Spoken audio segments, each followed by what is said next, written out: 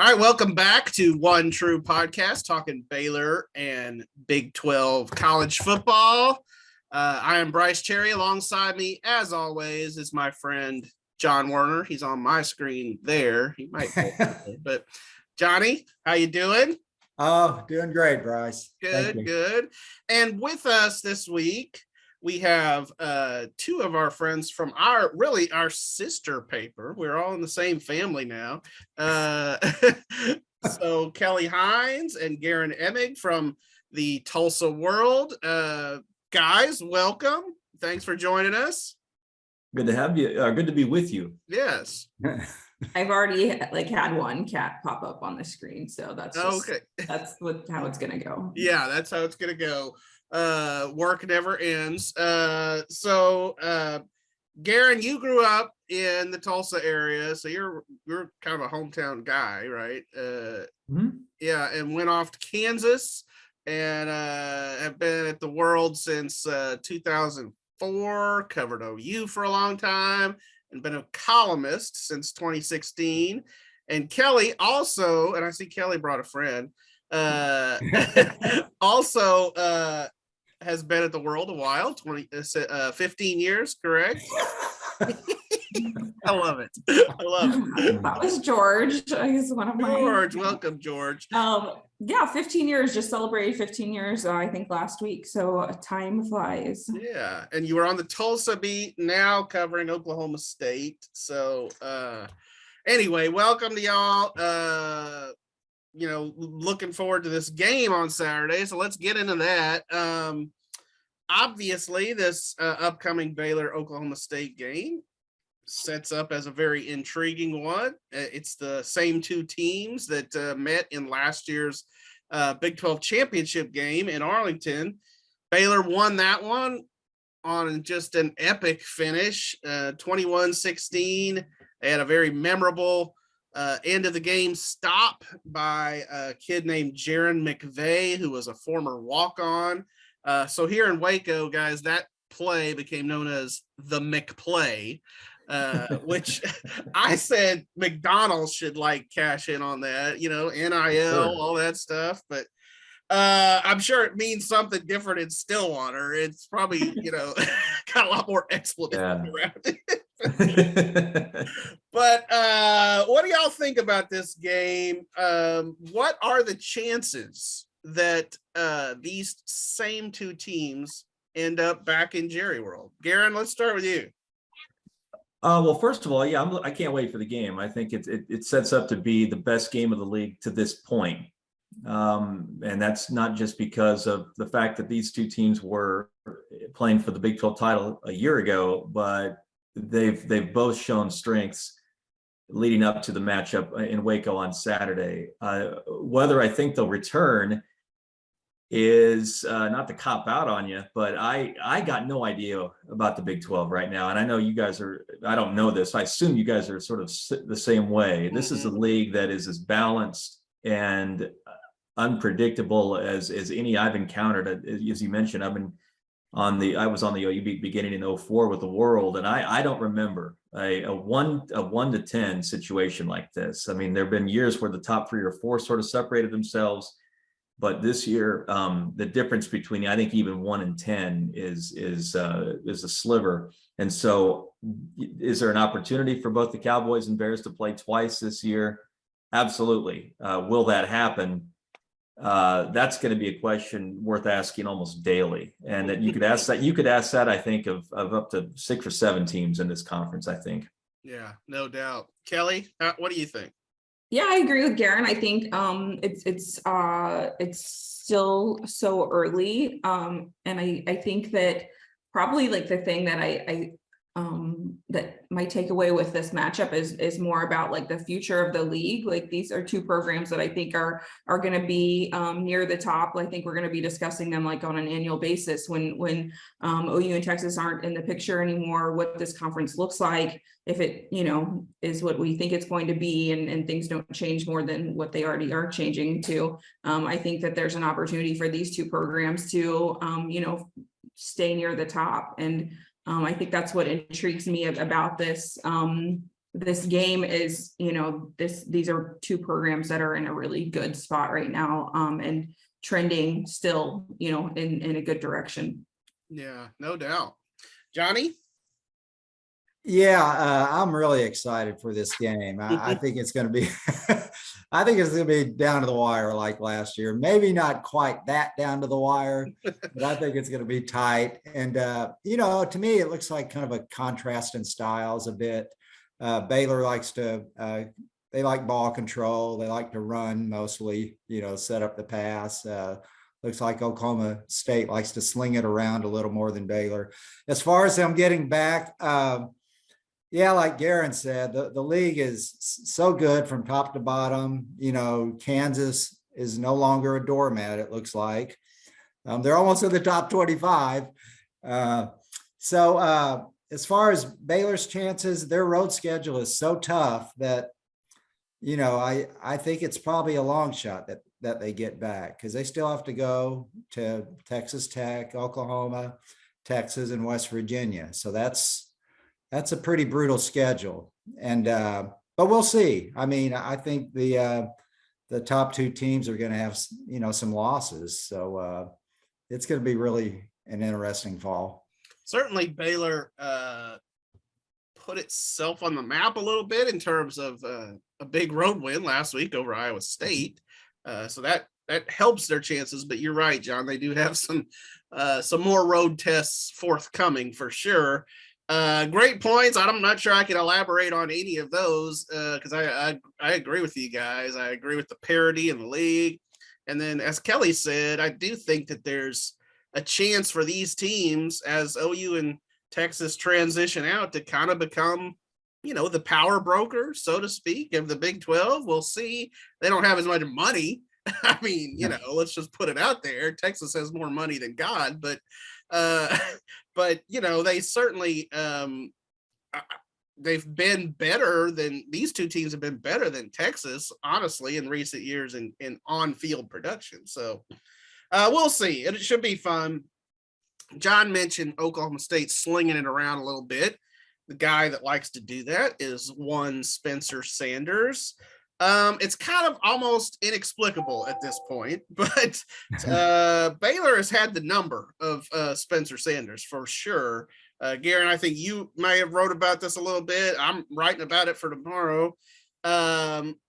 So in 4 career meetings with Baylor, Spencer Sanders has thrown 10 interceptions. He's got at least one every time. Baylor picked him off 7 times last year. So what do y'all think on this one?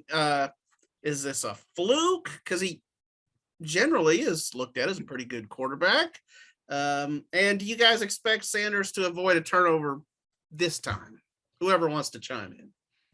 Go ahead, Kelly. You take this. Also first. I think somewhat a fluke, and somewhat, that was Baylor's defense being really good, and in OSU's protection, not being great. I think that was probably the biggest difference last year. And Mike Gundy said, like 4 of those, I think 3 or 4, he was getting hit while throwing. That's usually not going to end well. So I think there's a lot of that. And I think,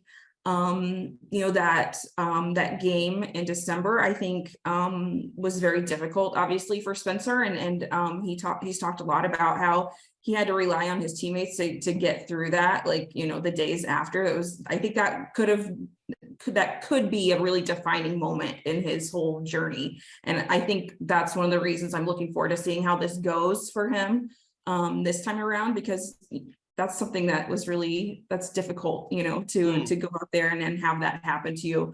But I think he's learned a lot from that, and he's a really good quarterback who doesn't typically make many mistakes. So I think the version of him that we're seeing now is he's very comfortable, very confident.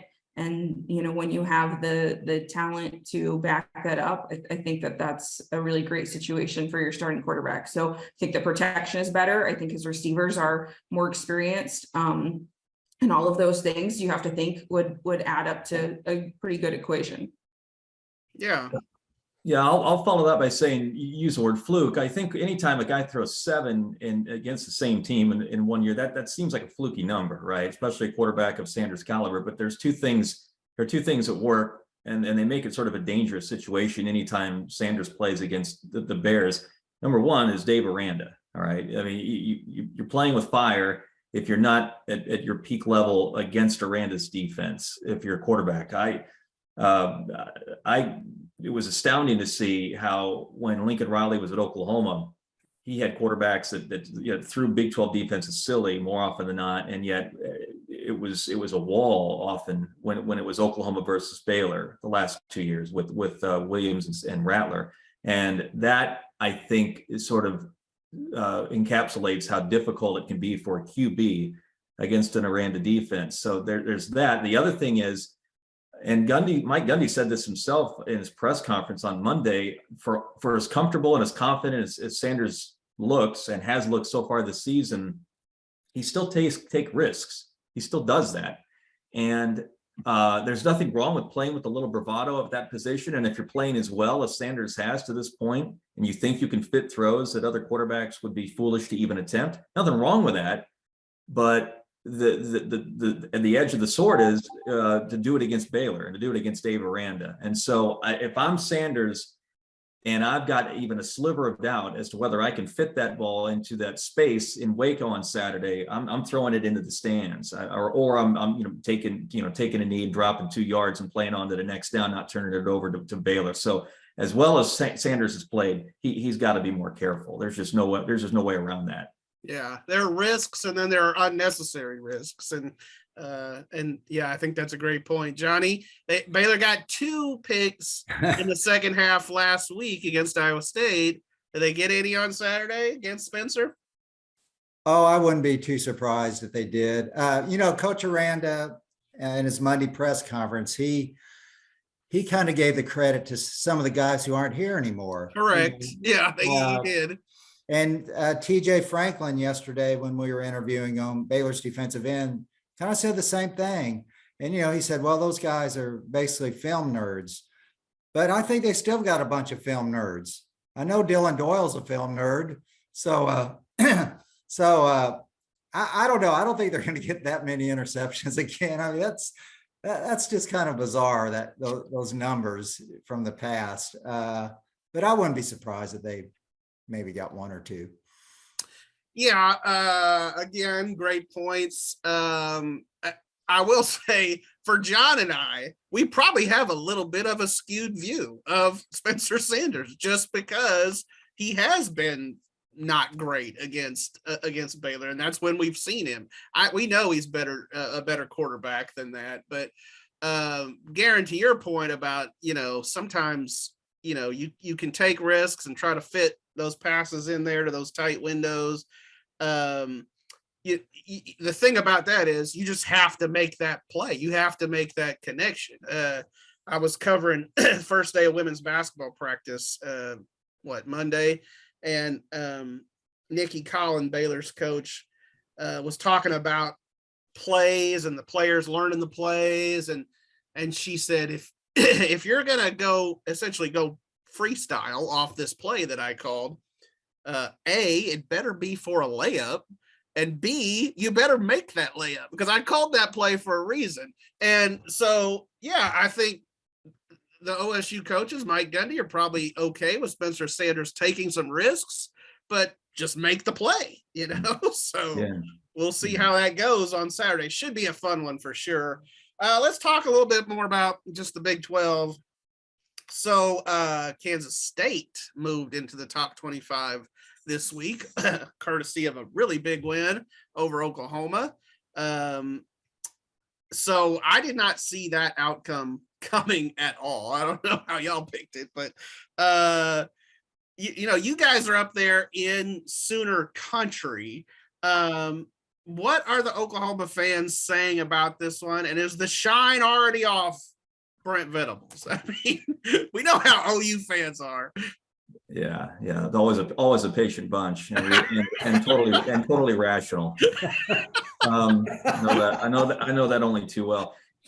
Here's what I'll say about this. Feels a little different. I'll say this. Number one, if you don't think Kansas State's going to play OU's tails off by now, you're ignoring history. I mean, that's just what Kansas State does every time they come up against the Sooners, whether it's Chris Kleiman or Bill Snyder, or even dating back to Ron Prince. Remember him in the early 2000s, even for as much trouble as he had replacing Snyder in general. They had some knockdown dragouts with Oklahoma. So you get what you get when you're the Sooners and you play K-State. Having said that, it was unexpected. A little bit stunning in the fact that they gave up 41 points and made Adrian Martinez, look like Michael Vick. But here's what I'll say: if you are among the more rational Oklahoma fans, you realize that this is not going to happen at the snap of a finger. Lincoln Riley left some collateral damage when he took the USC job, and we're not just talking about Caleb Williams and Mario Williams, the receiver that he took out there. There was real fallout from that in terms of some upheaval in terms of the roster, with 40% of the roster turning over from a year ago, with Brent Venables having to make changes to the coaching staff, with just sort of new attitudes and new ideas and a new way of looking at things. And so I think there was maybe a little bit of false hope given how well they handled Nebraska the week before, but that seems as much a commentary on how low Nebraska is as to how well Oklahoma played in Lincoln. This doesn't. I didn't think this had the look of a playoff team out of it to begin with, and all Saturday night did was sort of emphasize that if you're the Sooners and you're Venables in your first year as a head coach, you take maybe a 10-2 season, a Sugar Bowl, Cotton Bowl berth, and be happy with that. Maybe build toward bigger things, build toward getting back into the playoff. And I think there are more OU fans who come away thinking that than we got to get rid of the guy. He's a bum. He has no business being the head coach at OU. Kelly? Yeah, I think maybe just a dose of reality for those fans who thought that it was going to be, just a championship type season. I mean, it still could be that way, but it's not going to be easy. And I think for the teams that are staying in the Big 12, I think there's, it's maybe not something they talk about or really think that much about. I think it's just a motivation when programs are on their way out and you have limited opportunities maybe against them. And I think that for Kansas State, there's just another cap. I think for Kansas State, especially, that's been a really favorable matchup in recent years. So I think in some ways it was super surprising, but then in other ways you're like, well, it's a first year head coach and first, all of the turnover with the personnel and the coaching staff and all of that. So really, it shouldn't be that surprising. I think most of the OU fans I know were most disappointed with the penalties and the things that you think are maybe within your control. So from that perspective, I think it was just like, okay, this is not just going to be, a super simple transition. It's college football is hard. So I think I'm super interested to see how the rest of the season goes, because I think that could be a real turning point, or maybe it's just a sign that, it's still a work in progress. Yeah. John, what do you think? Well, I know I was warned by our editor, Steve Boggs, who's from Oklahoma. Don't go so quickly with Oklahoma against K-State. So he made that pick, huh? I did not heed his advice, and I missed that one. But always listen to the boss. Yeah, but I think it just kind of goes with the Big 12 this year. I think there's going to be a lot of upsets, and maybe some that look like upsets that really aren't, because I think there's a lot of parity too. So yeah. Yeah, I think that's right. And even in OU's best years where they were making the CFP and stuff, they'd always have at least one slip up in Big 12 play. I mean, they very rarely made it through unscathed. I think, to y'all's point, there's just a lot of parity in this league this year. I mean, and is anybody going to separate themselves as the team? I don't know. We'll see. It could be Mike Gundy's team. I mean, but there's some tough games out there for the Cowboys too. So, like I mentioned, K-State, courtesy of that win, did jump into the top 25, and that is one spot ahead of Kansas, which is just we've talked about it on our podcast here the last several weeks. It's a little mind-blowing. The Jayhawks off to a 4-0 start. I'm sure it is for the KU alum here. So guys, what in the world is going on in the Sunflower State? And can these teams keep it going this week? To what's going on at KU, they got the right head coach finally, it looks like, right? Yeah. Lance Leipold knows what he's doing pretty clearly, and whoever's coaching Jalen Daniels knows what he's doing. I know Leipold has a hand in that, but my goodness, that guy. I went into the year thinking that Sanders would repeat as all Big 12 quarterback with consideration for players like Dylan Gabriel at Oklahoma, Blake Shapen, who of course we're going to see against Sanders for the Bears this weekend, maybe Chandler Morris or Max Duggan at TCU.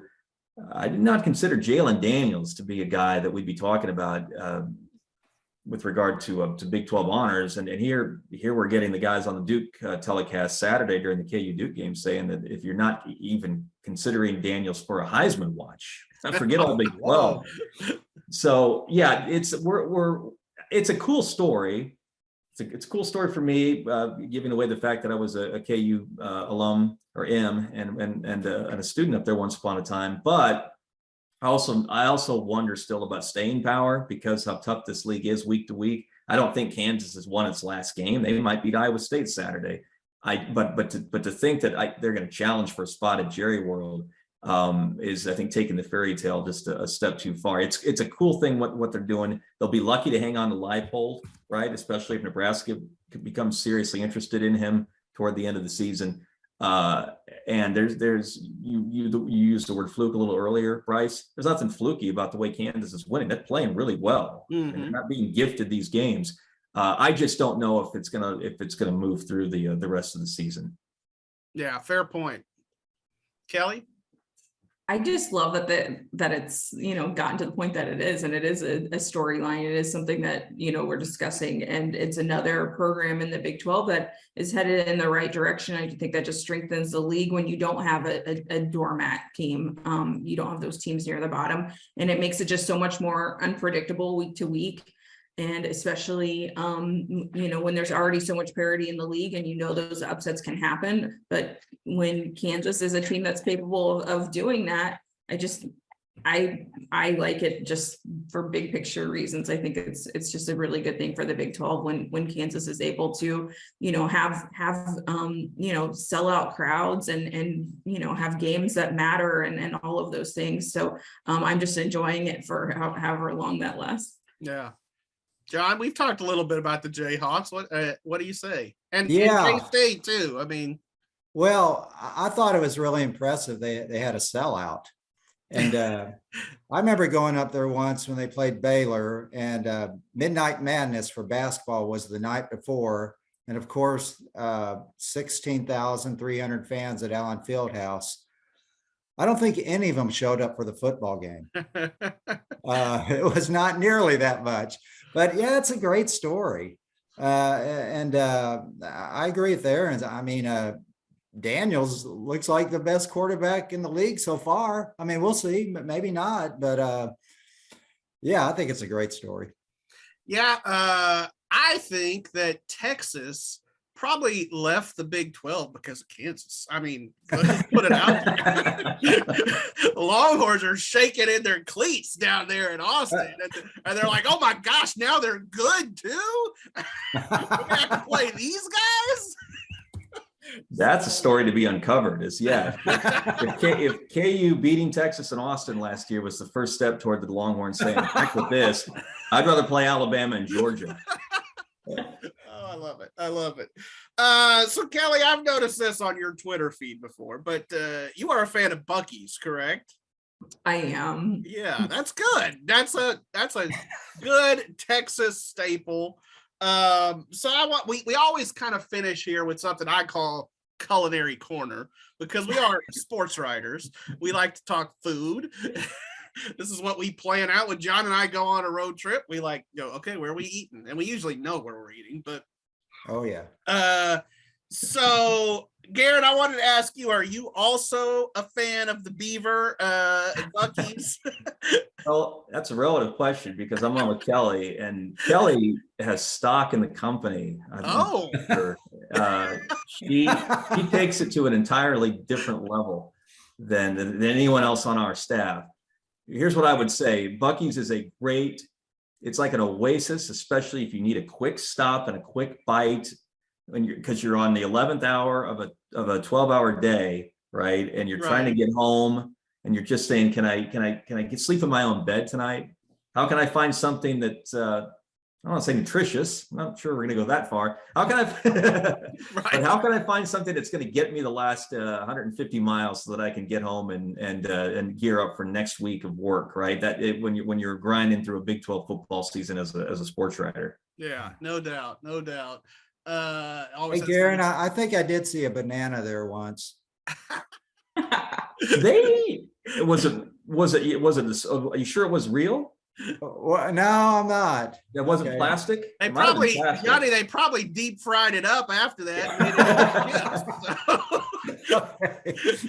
Which brings me to my last little question. So then when you guys are stopping and, you do have that 150 more miles to go, what's the go-to snack? What are you grabbing? And as Guerin said, doesn't necessarily have to be nutritious. It probably won't be nutritious. I usually get like one of the barbecue sandwiches. That's usually my go-to. But like Guerin said, I think the reason I like Buc-ee's so much is they're very strategically placed. Like they're where you need them to be when you're driving through and you're just trying to get to your destination, whether that's home or wherever you're going in Texas. And it just gives you like maybe a little bit of like light at the end of the tunnel. I don't know. It just like breaks up the trips, and I need sometimes things to look forward to on those drives, because there are some long drives in the Big 12, and that's one of the things that I've now remember about. Now that I'm back on the OSU beat after a long time away, it's you forget all of the drives. So this is our first trip this week. So definitely hoping we can hit up one of those Buc-ee's, and I will get an obscene amount of food. Guerin, what are you grabbing? Well, it's all about strategy. The key is knowing what you want before you go in, because I'm like Kelly, I make a beeline to the sandwich pit. But if you let your mind wander, eyes wander, you'll see about 35 to 40 different options that turn what should be a 5-minute pit stop on the road home, which is the important thing. That becomes like an hour slog if you're not careful. So to me, it's not so much what you're after. It's deciding before you walk through the door what your strategy is going to be.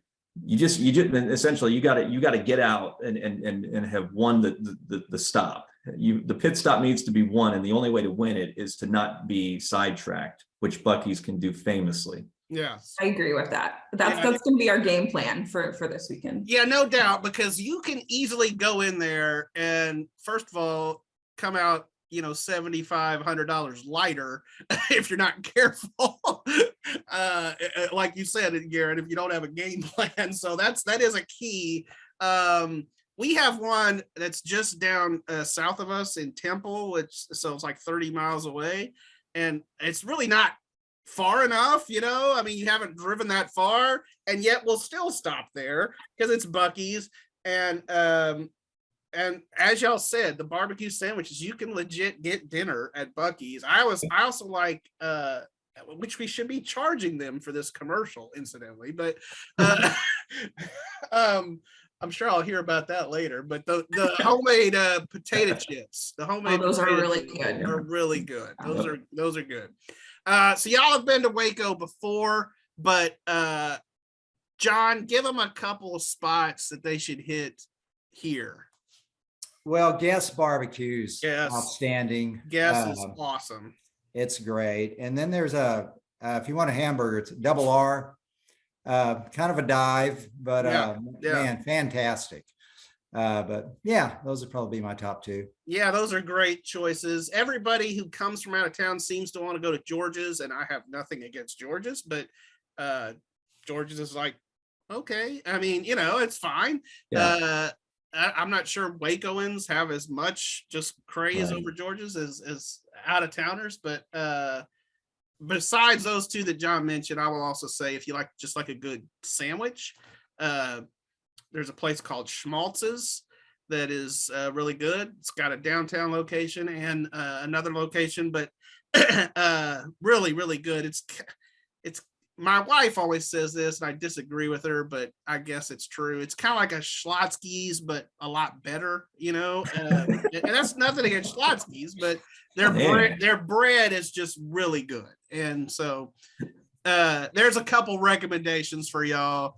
And so are both of y'all coming on Saturday? Yeah. Good deal. Good deal. So We'll be we'll there. see Hey. you down here. The press box food is fine too. So, we got Hey, do they still have, what's the place that serves like it's called a gut punch or gut something? pack. So that's Oh, that's good. Yeah. that's What's that called again? VTEX. Okay, yeah, I did that a few years ago just because I'd heard about it, never. Yeah, indulged. that's a go-to. I love VTEX, the gut pack, and you can also. So the gut pack is kind of like a Frito pie on steroids. They have Yeah. Fritos with all the barbecue and everything else on it. But you can also get a Spud pack, which is that's a pro move there. It's a potato with the same kind of thing. So if you're looking for like all those extra calories, The Frito pie is not enough, and you need another another layer. Okay. If you're looking for your calories for Wow. 2 days, get the Spud pack. Anyway, yeah, always good to talk a little food. Kelly, Guerin, man, thanks for joining us, and look forward to seeing y'all on Saturday. All Should right, be a we'll great see you game. then. Yeah, awesome, cool. Well, we'll see y'all. Thanks, y'all.